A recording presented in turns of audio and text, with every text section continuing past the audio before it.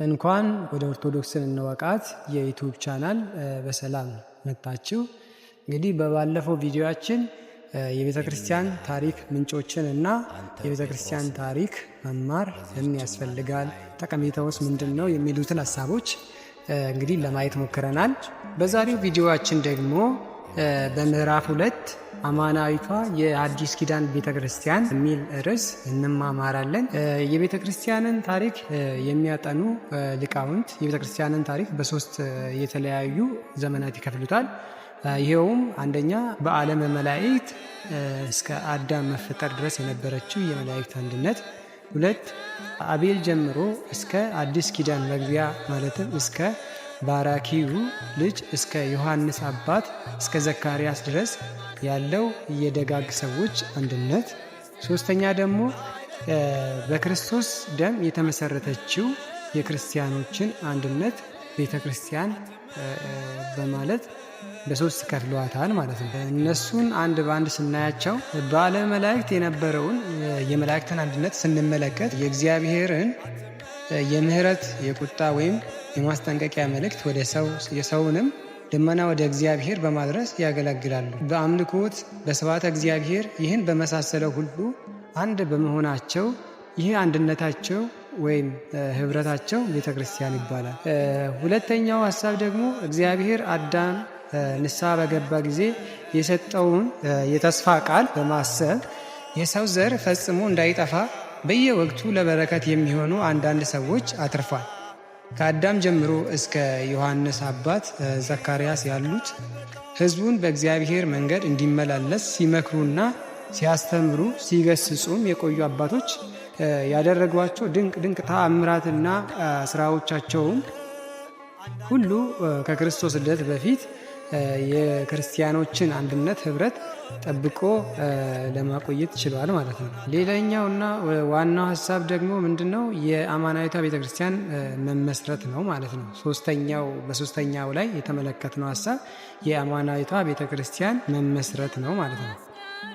ጌታችን ኢየሱስ ክርስቶስ አንተ ጴጥሮስ ነህ፣ በዚህችም ማለት ላይ ቤተ ክርስቲያኔን እሰራለሁ የገሃነም ደጆችም አይችሏትም በማለት በማቴዎስ ወንጌል በምዕራፍ 16 ቁጥር 18 እንደገለጸው አማናዊቷን ቤተ ክርስቲያን በዕለተ ዓርብ በደሙ መሰረታት። ሐዋርያት ምዕራፍ 10 ቁጥር 28 በሶስተኛው ቀን ከሙታን ተለይቶ ከተነሳ በኋላ ለ40 ቀናት እየተገለጠ ለደቀ መዛሙርቱ ሲያስተምራቸው ምስጢር ሲገልጽላቸው ሲያጽናናቸው ከቆየ በኋላ በ40ኛው ቀን በክብር ወደ ሰማይ አረገ። ባረገን በ10ኛው ቀን ከሙታን ተለይቶ ከተነሳ በ50ኛው ቀን በኢየሩሳሌም ከተማ በጽርሐ ጽዮን በማርቆስ እናት በማርያም ቤት ተሰብስበው ሲጸልዩ ለደቀ መዛሙርቱ መንፈስ ቅዱስ ወርዶላቸዋል። በእሳት ላንቃ አምሳልም በእያንዳንዳቸው ራስ ላይም ይታይ ነበር ማለት። ሐዋርያትን መንፈስ ቅዱስን ከተቀበሉ በኋላ ፍሩሃን የነበሩት ጥቡዓን ደካሞች የነበሩት ብርቱዎች ሆነው በመንፈስ ታድሶ የቤተ ክርስቲያንን ሐዋርያዊ ተልእኮ በዚች ዕለት ጀምረዋል ማለት ነው። 50ኛው ዕለት አይሁድ የእሸት በዓለ ሰዊት የሚያከብሩበት ቀን ነበርና ሐዋርያት ቋንቋ ተገልጦላቸው በአደባባይ ለእያንዳንዱ ሰው በየተወለዱበት ቋንቋ የክርስቶስን ወንጌል ሰብኮላቸው ነበር ማለት ነው። በዚህ ዕለት ብቻ በቅዱስ ጴጥሮስ ስብከት 3000 አይሁድ አምነው በመጠመቅ የቤተ ክርስቲያንን አንድነት ተቀላቀሉ። ስለዚህ ሊቃውንተ ቤተ ክርስቲያን ይህችን ዕለት የቤተ ክርስቲያን የልደት ቀን ወይም ደግሞ ቅዳሴ ቤት በማለት ሰየሟታል ማለት ነው። ሌላኛው ደግሞ ለክርስትና እምነት መስፋፋት ምክንያት የሆኑ ነገሮች ምንድን ናቸው የሚሉትን ሀሳቦች አስከትለን የምናይ ይሆናል ማለት ነው። ለአማናዊቷ ቤተክርስቲያን መመስረት የክርስትና እምነት መስፋፋት ጥቂቶቹ የሚባሉ ምክንያቶች የሚከተሉት ናቸው። የመጀመሪያው ብሉይ ኪዳን እስክንድሪያ ውስጥ ከክርስቶስ ልደት በፊት ከዕብራይስጥ ህዝቡ ወደሚሰማው ወደ ግሪክ ቋንቋ ስለተተረጎመ ከአሕዛብ ብዙዎች በእግዚአብሔር አምነዋል።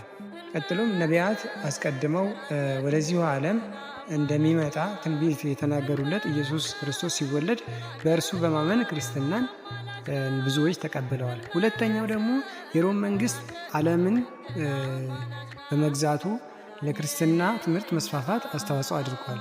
ምክንያቱም ሰፊው የሮም ግዛት እንደ ዛሬው በየመንግስታቱ ስላልተከፋፈለና በየቦታው ቆሞ የይለፍ ወረቀት አሳይ የሚል ጠባቂ ስላልነበረ አምረው የተሰሩ መንገዶችና የባህር ወደቦች ስለነበሩ ሰባኪዎች ክርስትናን ለማስተማር ወደ ፈለጉበት ሀገር እንደ ልባቸው ይሄዱ ነበር ማለት ነው። ይሄኛው ሁለተኛው ምክንያት ነው ማለት ነው ቤተክርስቲያን መስፋፋት።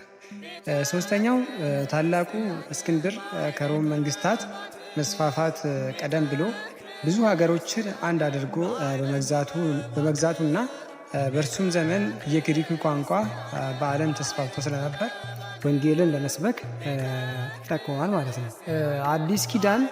አዲስ ኪዳን የተጻፈው በጽር በሮማይስጥና በዕብራይስጥ ቋንቋ ስለነበረ ይህም እንደ አንድ ምክንያት ነበር ማለት ነው ክርስትና መስፋፋት። ሶስተኛው ደግሞ ከፍልስጤም ውጭ ይኖሩ የነበሩት አይሁድ የፋሲካን የእሸት በዓለ ሰዊት ለማክበር ወደ ኢየሩሳሌም መጥተው ሳለ ለሐዋርያት መንፈስ ቅዱስ በተሰጠበት ቀን በጴጥሮስ ስብከት ክርስትናን የተቀበሉ ወደ የመጡበት ሀገር ተመልሰው የተማሩትን በማስተማራቸው የክርስትና ትምህርት ሊስፋፋ ችሏል። አምስተኛው ጳውሎስ በሮሜ መልእክቱ በምዕራፍ 1 ቁጥር 22 እስከ 23 ድረስ እንደሚገልጸው በዚያን ጊዜ የነበረው ሕዝብ በግብረ ገብነት በጣም ተበላሽቶ ነበር። አገልጋዮችና ሴቶች ለሰው ልጅ የሚገባውን መብት ተገፈው በስቃይ ላይ ነበሩ።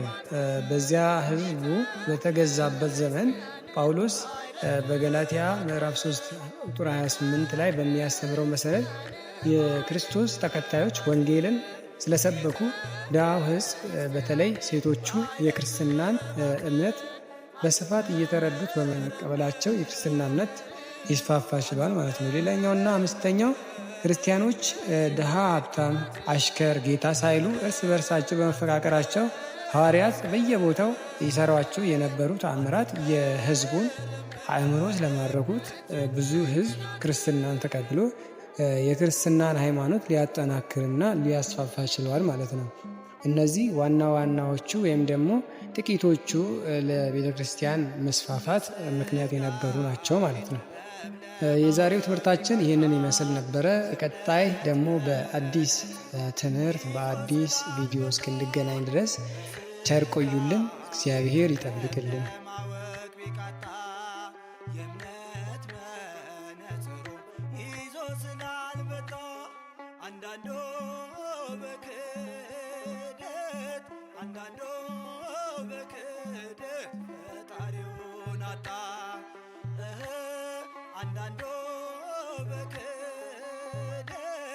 አንዳንዶ በክደት ፈጣሪውን አጣ